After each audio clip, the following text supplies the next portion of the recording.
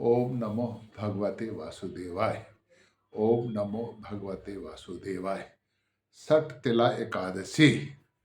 सठ तिला एकादशी वाले दिन सवेरे उठकर भगवान विष्णु को तिल डालकर स्नान कराना चाहिए। थोड़ा सा जल लें, गंगा जल लें और उसमें थोड़े से तिल डाल लें और उससे भगवान विष्णु को स्नान कराएं। और तिल युक्त पदार्थों का भोजन करना चाहिए और ब्राह्मणों को तिल से संबंधित चीज़ें दान करनी चाहिए। इस दिन जितने तिल आप दोगे उतने वर्ष आप वैकुंठ में वास करोगे, स्वर्ग में वास करोगे। ये सठ तिला एकादशी का महत्व है। तिल दान करने से गरीबी दूर होती है, धन धान्य की बढ़ोतरी होती है, परिवार में शांति सुख समृद्धि आती है। तो आज के दिन तिल दान करने का, सठ तिला एकादशी वाले दिन तिल दान करने का महत्व है। और इस बार तो संक्रांत वाले दिन है ना। 14 तारीख को, वैसे 15 तारीख को भी है संक्रांत, क्योंकि 14 को 3 बजे ही है। तो अपने एकादशी के दिन सारा दिन भगवान का भजन करें। और भगवान ओम नमो भगवते वासुदेव, हर एकादशी को मैं बताता ही हूँ, ओम नमो भगवते वासुदेवाय, ओम नमो भगवते वासुदेवाय का जाप करें। और इस जाप करने से सभी कष्ट दूर हो ही जाते हैं। और एक दिन एकादशी व्रत करने से 15 दिन में एक बार, तो वो स्वास्थ्य के लिए, ये तो अब सब को पता चल ही गया है कि स्वास्थ्य के लिए बड़ी लाभदायक होता है। शरीर एकदम साफ हो जाता है। शरीर को साफ करने के लिए एकादशी का व्रत। अब व्रत होने के सारा दिन खाते रहे तो फिर व्रत का क्या फायदा हुआ। तो कम से कम एक दिन, और जो कर सकते हैं वो पूरा दिन निराहार रहें और दूसरे दिन द्वादशी वाले दिन पाषाण करें। लेकिन अगर नहीं है तो वही एकादशी को शाम को एक समय भोजन कर ले, जिनको दवाई लेनी है वो करना है। और नहीं तो एकादशी में एकादशी की कथा सुन ले, मैं आपको सुनाऊंगा ये भी थोड़ी देर में। और भगवान का ओम नमो भगवते वासुदेवाय का जाप करते रहें और अपने एकादशी वाले दिन भगवान के सानिध्य में रहें और सत्कर्म करें, तो निश्चित तौर पर परिवार में सुख समृद्धि शांति सुरक्षा रहती है। तो सठ तिला एकादशी की कथा सुनने से सभी कष्ट दूर हो जाते हैं। तो वो कथा इस प्रकार है कि बनारस में एक अहीर निर्धन व्यक्ति रहता था। उसका ज़्यादा कारोबार चल नहीं रहा था। तो फाके में गुजरते थे। शाम का भोजन मिलेगा नहीं मिलेगा, सवेरे का खाना मिलेगा नहीं मिलेगा, बच्चे भी परेशान, घर में पत्नी परेशान, और उतना उसका कारोबार जम नहीं रहा था। तो कभी कारोबार बनता था तो पैसे आ जाते थे तो भोजन कर लेते थे।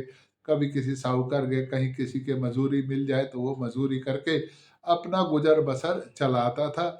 और सात्विक बुद्धि था, लेकिन जितने में जितना है उतने में तसल्ली। इस तरह उसका दिन बसर कर रहे थे, भगवान से प्रार्थना करता था। अब ऐसे ही एक दिन दैव योग से किसी साहूकार के घर पर वो गया, तो वहाँ पर देखा बड़ा उत्सव की तैयारी हो रही है। तो अब वो कहाँ साहूकार और कहाँ वो गरीब बेचारा अहीर। उसने फिर भी डरते हुए साहूकार से पूछा कि आप ये क्या कर रहे हैं। उसने कहा कि आज हमारे घर पर सठ तिला एकादशी का आयोजन किया जा रहा है। तो उन्होंने कहा ये क्या होता है। उन्होंने कहा कि सठ तिला एकादशी का पूजन करने से, व्रत करने से, इस दिन भगवान विष्णु का पूजन होता है, उस दिन व्रत करते हैं और इसका एकादशी और द्वादशी 2 दिन इनका कार्यक्रम चलता है। और उस जितना सामर्थ्य उतना सबको करना चाहिए और इसके करने से धन धान्य की पूर्ति होती है, परिवार में सुख समृद्धि शांति सुरक्षा आती है। साहूकार जी ने पूरा विस्तार से उसको बताया कि कैसे सवेरे उठना है, भगवान को तिल और जल से स्नान कराना है, उसके बाद भगवान को भोग लगाना है, चंदन माला दुपट्टा अंग वस्त्र भगवान को अर्पित करने हैं। और जो नहीं है तो समर्पयामि, वो तो हर हर पूजा में बताता ही हूँ कि जितना है उतना करना है। देखो, भगवान की पूजा कर्जा लेकर नहीं करनी है, जितना सामर्थ्य है उतना करना है। लेकिन अगर सामर्थ्य है फिर कंजूसी भी नहीं करनी। और जितना दान सहजता से सरलता से दे सकते हैं उनको दान देना भी चाहिए। तो इससे जो है भगवान प्रसन्न होते हैं, और जब भगवान प्रसन्न होते हैं तो उनकी दया दृष्टि बनती है। तो उसने साहूकार ने अहीर को सारी बातें समझा दी। तो उसने कहा कि ठीक है, जैसा आपने मेरे को कहा है मैं भी करता हूँ। अब जो जिसके पास फाके होते हैं, जो बेचारा समस्याओं से जूझ रहा होता है, तो उसको जो कोई कुछ भी बता देता है वो सब करता है। अब क्या करे, किसी तरह इस झंझावट से, गरीबी से, देखो गरीबी सबसे बड़ा अभिशाप है। गरीबी जो है, इससे बड़ा, इस भयंकर अभिशाप, इससे बड़ा कोई कष्ट नहीं है। सबसे बड़ा कष्ट गरीबी है। गरीबी दूर होते ही फिर दूसरी चीजें शुरू होती हैं, लेकिन सबसे बड़ा कष्ट जो है वो गरीबी है। तो उसने कहा इससे गरीबी दूर हो जाएगी। उन्होंने कहा हो जाएगी।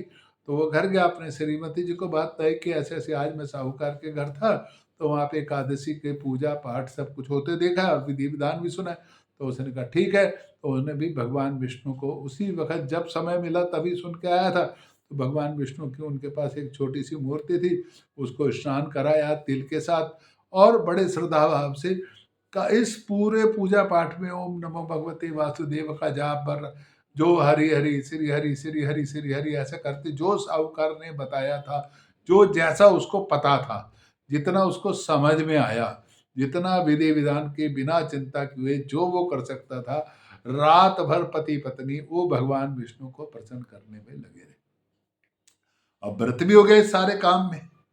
अब वो बच्चों का ही व्रत हो गया उनका, वो तो व्रत तो उनके यहाँ तो फाके थे, तो व्रत तो हो ही गया। तो द्वादशी वाले दिन सवेरे जब एकदम उनको लगा कि पूजा सारा कुछ हो गया, था अपने जो बन घर में पका था उसी का पास भोग लगाया और अपने खाना खा लिया। और लेकिन उस व्रत के प्रभाव से उसकी परिस्थितियां, उसको कारोबार मिलने लगा, उसका कारोबार चल गया, उसकी परिस्थिति बदल गई, और जा करके उसने साहूकार का धन्यवाद किया। साहूकार ने भी कहा देखा एकादशी का व्रत है। तो एक देखो, दो बातें हैं।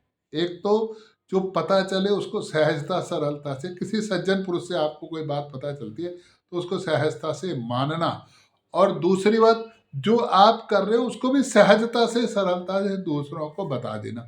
जैसे अहीर ने उससे पूछा तो अपने आके करा, क्योंकि उसको लगा साहूकार सज्जन, और साहूकार को भी लगा कि ये गरीब आदमी है, अगर मैं जो कर रहा हूँ उपाय, जिस उपाय से मेरे घर में धंधा नहीं आए वो मैं इसको भी बता देता हूँ। तो सहजता से सुनना और सहजता से बता देना, ये भी एकादशी का मतलब अच्छे काम खुद भी करना और दूसरों से भी करवा देना, ऐसा भगवान विष्णु का काम ही है। मैंने तो आपको एक दिन पहले बताया था कि ब्रह्मा जी का काम है उत्पत्ति, भगवान विष्णु का काम है पालन करना, और भगवान शंकर का काम है संहार करना। तो हम भाई उत्पत्ति तो करते ही हैं, संतान पैदा करते हैं, संहार करने की अपने विचारों को, बुरे विचार होते हैं उसका संहार करते ही हैं, और पालन करना, हम अपने बच्चों को पालते हैं। लेकिन भगवान हमको शक्ति दे तो हम समाज सेवा भी कर सकते हैं, समाज में और लोगों को कम से कम अच्छी बातें बता करके उनके दुख दूर कर सकते हैं। तो आप सबको षठ तिल एकादशी की मंगल शुभकामनाएं। भगवान विष्णु आप सबकी मनोकामनाएं पूर्ण करें। आप जितना यथाशक्ति यथासंभव हो सके तिल का दान करें, तिल का भोजन करें, तिल का भोग लगाएं, और गज्जक रेवड़ी जो भी आप सहजता से सरल से बांट सकते हैं, खा सकते हैं, खाइए। भगवान आप पर अपना आशीर्वाद बनाए रखे। ओम नमो भगवते वासुदेवाय। ओम नमो भगवते